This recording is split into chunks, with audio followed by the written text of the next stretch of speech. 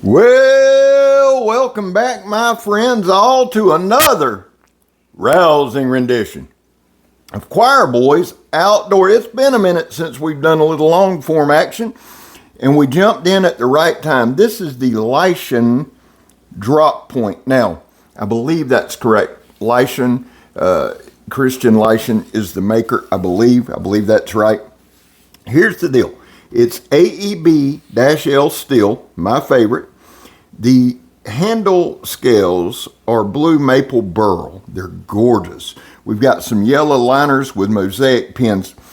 I had never heard of LISHEN knives before JR sent it to me. I don't know of a human being on this planet who has better taste in knives than JR. And brother, thank you for always looking after me. He sent me two LISHENs to check out. I decided to do the drop point today. Now this thing weighs about 5 ounces, 4.9 to 5 ounces. Feels unbelievable in hand. I get accused of loving every knife. No, just every knife I have on here. The other side is this, guys. This is exactly the knife I wanted to do today. It is National Knife Day, and I thought, what better way to celebrate National Knife Day than by doing it with a knife that a brother sent for me to check out, made by an American maker.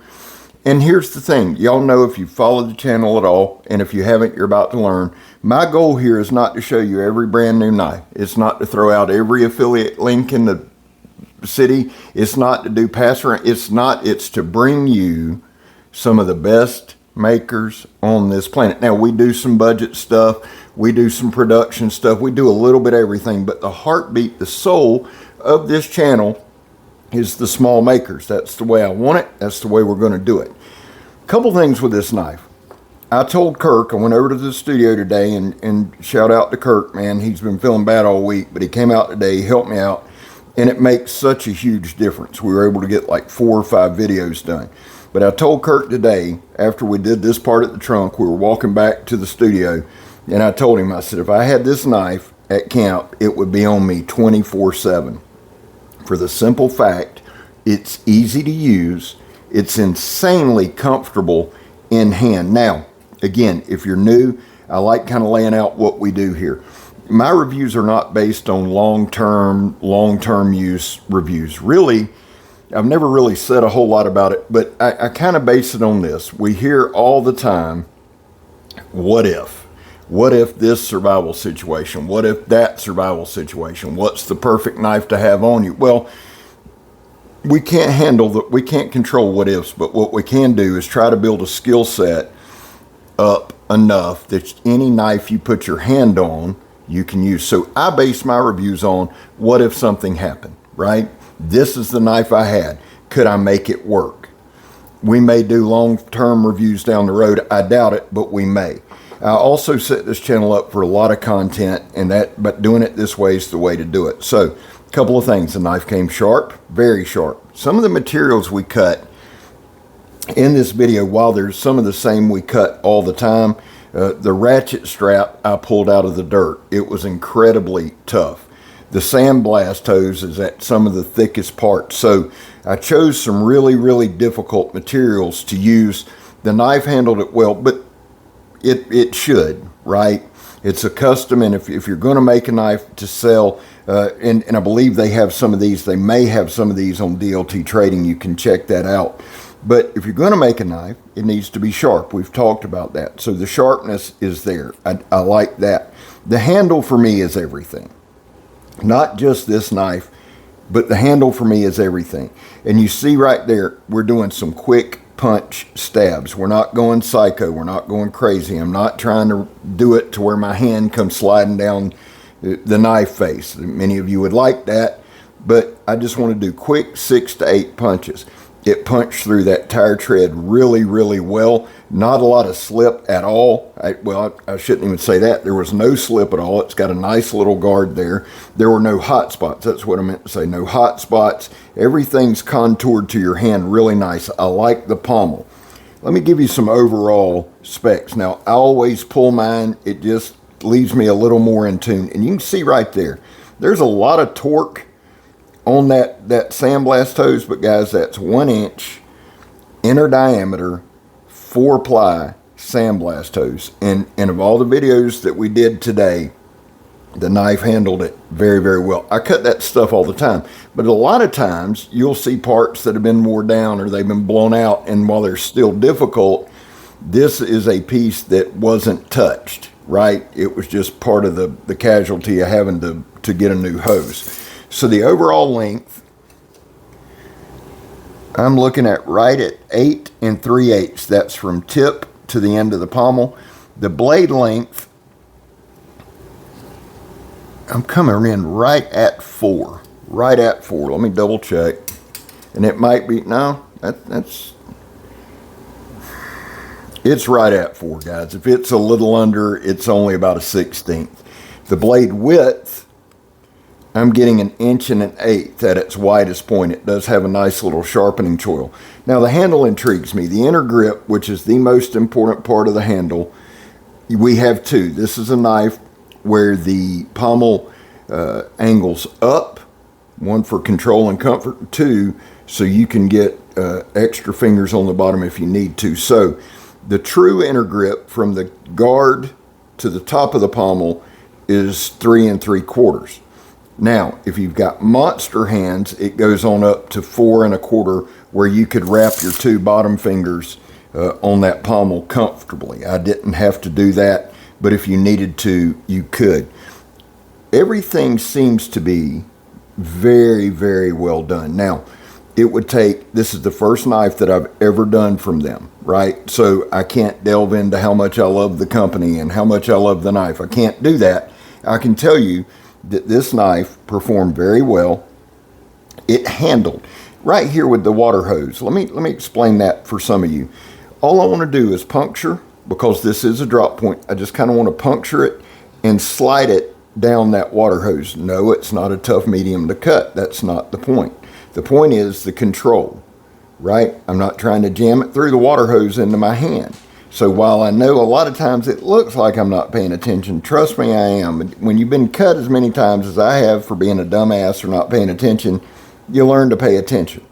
The extension cord, I get comments about all that all the time, and nothing negative. People are like, man, I don't cut a lot of extension cord. Where that started was simply this. I did underground utility locates for about a decade. We would have to strip wire back to connect to it to run out the signal. It was something I got used to, and it's something that I thought would be good to do in demonstrations, etc. Plus, at work, if I have to put a new plug on, or if we have to make a whip or something like that. The ratchet strap that we're doing here, we're really looking at the tip, right? It's kind of a puncture pull type thing. That's 2-inch ratchet strap, and this thing had no problem going through it. Also, you can look at it a little bit like skinning, caping, etc. And I know that's not the precise movement, but I'm just saying from a control standpoint. Plus, I like to check the sharpness from the tip all the way down if it's got a sharpening choil or to the ricasso. Very even all the way down.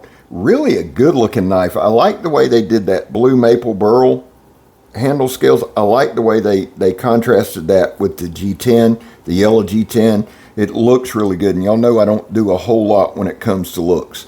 The knife does come with a solid leather sheath. Now, when JR sends me knives, he gets me a big box together, and he said, Scab, I couldn't find that sheath, so I threw a sheath in there that fit. That's why y'all don't see it in this.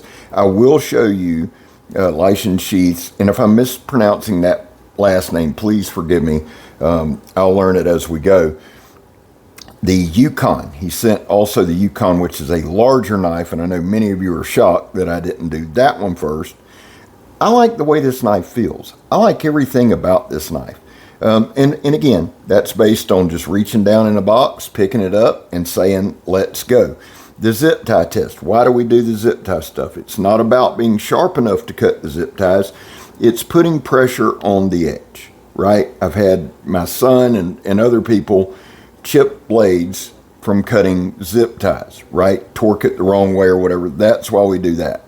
When it comes to batoning, I don't really baton in real life. In Florida, in Northeast Florida where I live, Swamp ass is rampant. We've been in a rainy season all summer. It's not always like that. We get a lot of rain, right? But this has been more than usual. So if I were to baton, if I actually had to baton down here, it would be to get through the outer layer and into some drier wood. Typically speaking, though, in Northeast Florida, there is so much fat lighter just laying around that you don't have to do that. You can shave off a good bit of fat lighter, get a good hot fire going, and dry out the wood. But again, for me, it's a good little demonstration to do. Puts a little bit of pressure on. You notice we're not going crazy there. We're not trying to beat the hell out of the knife. I always feel like this. If you're going to be in an emergency situation or a survival situation, you're not going to go crazy on your cutting tool. Not if you have any common sense, you're not, right? Now, I know that common sense isn't very common anymore, but the truth of the matter is you're going to use that cutting tool for its intended purpose.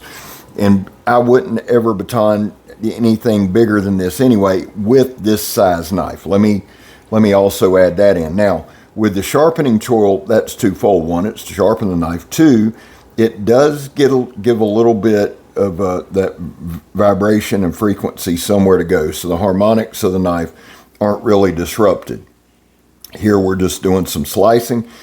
The knife, guys, everybody gets used to me saying how much I like a knife and love a knife and all this. You have to put that in context. The thing that about this knife is it feels good. I mean, if I'm just being honest with you, I'm standing here holding the damn thing now. I've got almost 11,000 videos in 5 years. We've done thousands of knives, and this is a knife that I would put easily in the top 20 as far as just holding, maybe even top 10, probably top 10, just holding the knife. I'm not saying cutting, I'm not saying, just it feels good. If a knife is comfortable in hand, if a knife doesn't have hot spots, if it's sharp, if it's easy to control, you're going to use it. You're going to carry it, right? I am. I know if I pick up a knife and it just doesn't feel right, I'm probably not going to carry it. I'll try to learn and get a skill set with it. This knife right here, I'd carry every day, 24/7, 365, no problem. I've literally stood here with the damn thing in my hand as we've narrated. Now, one day, I'm going to show y'all how long it actually takes me out there in swamp ass land to actually get a spark going. I can throw sparks. Sometimes it's the ferro rod I use when it's got a good 90-degree spine like this knife does, a solid 90-degree spine. It'll grip that sumbitch and throw it over your head. Listen, guys, I love y'all. 22 veterans a day took their own lives in this country. That's why here on this channel, we want that number to be 0. Vets, we love you. Man, you have a place here. Guys, I back the blue. It's just part of what I do. Finally, if you're an addict, never quit quitting. I'm Scab. You're not. We gone, son.